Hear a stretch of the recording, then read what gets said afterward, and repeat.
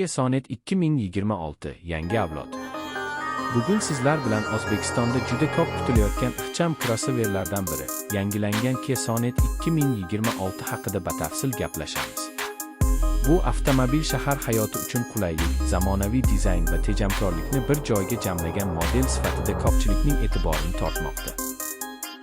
Kia Sonet ilk bor 2020 yilda taqdim etilgan bo'lib, qisqa vaqt ichida o'z segmentida mashhur bo'lib ketdi va 2026 yilgi yangi avlod esa undan ham mukammalroq ko'rinishda namoyon bo'lyapti. Tashqi ko'rinishidan boshlasak, Kia Sonet 2026 yanada agressiv va zamonaviy dizaynga ega bo'lgan.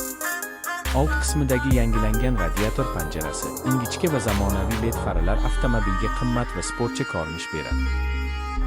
Bamperlar dizayni ham o'zgargan bo'lib, mashinani yanada keng va barqaror ko'rsatadi. Yon tomondan qaralganda, yangi disklar, o'tkir chiziqlar va ikki rangli kuzov variantlari ko'zga tashlanadi.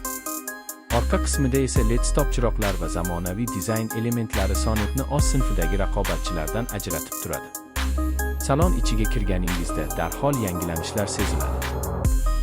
Old panelda katta sensorli multimedia ekrani, raqamli asboblar paneli va sifatli materiallardan foydalanilgan interyer e'tiborni tortadi. O'rindiqlar qulay, shahar va uzoq yo'llar uchun moslangan. Multimediyasi Apple CarPlay va Android Auto'ni qo'llab-quvvatlaydi. Ovoz tizimi esa o'z sinfi uchun juda yaxshi darajada.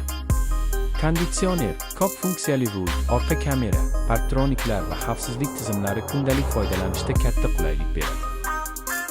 Texnik jihatdan Kia Sonet 2026 bir nechta dvigatel variantlari bilan taklif etiladi.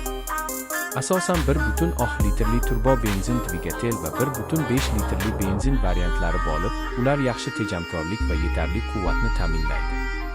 Avtomobil shahar sharoitida juda chaqqon, rul boshqaruvi yengil va osma tizimi notekis yo'llarda ham o'zini yaxshi tutadi.